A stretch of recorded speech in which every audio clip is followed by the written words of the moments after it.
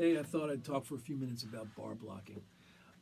When I was learning how to play, bar blocking was one of those things I read about that was discouraged. No, you have to learn how to pick block or palm block. Don't rely on bar blocking. But, the way the worm turns, eventually, you end up having to use as many techniques as you can get together because there's always something new to learn or play in music, and sometimes things are not available unless you use a certain technique.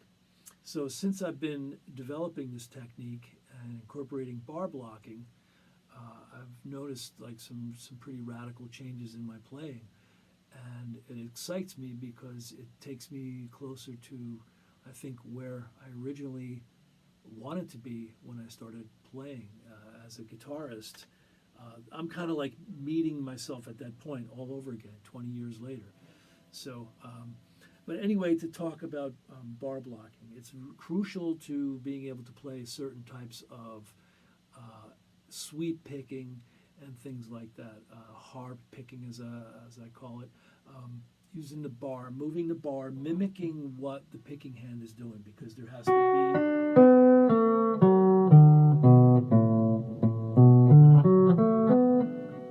the timing has to be locked in between your pick and your bar. So when you move from one string to the next, your bar is going to also move.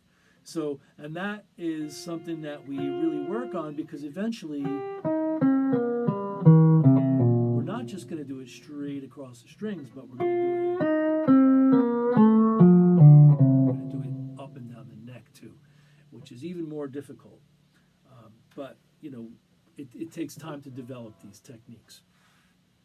But bar blocking is very essential to get the timing together. The bar blocking is really important to this style of playing. Let me even demonstrate a little bit in playing.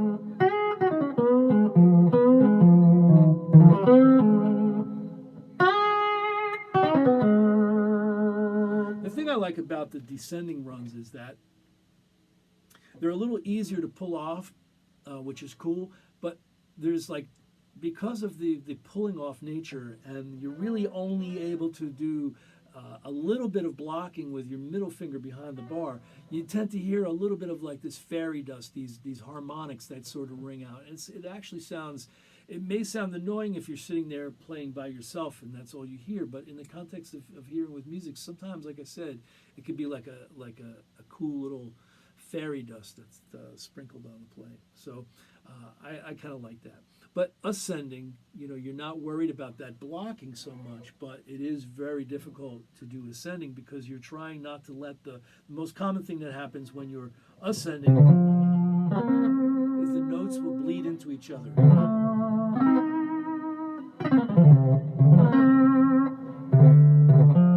Yeah, it'll just bleed into each other.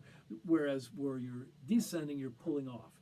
So this is just a little bit, more challenging to work on. But the good thing about it is that once you start getting it all together, you have the ability to make those choices on the fly. And then when you really start to learn the neck, which is the next really important thing about this playing style, you really have to know the neck, because you've got to create some patterns that span, several frets. And your bar has to move pretty quickly to get there. And this is not only for sweep picking, but it's, you're using sweep picking, but not in like a heavy metal shredding kind of way. But if you listen to jazz guitar players, when they play like an arpeggio, they sweep up and play like an arpeggio, that kind of thing, we can do those types of things. But again, I just wanted to give a little talk about bar blocking, just to maybe clear up any confusion there is. Anyway, I hope this cleared things up a little bit.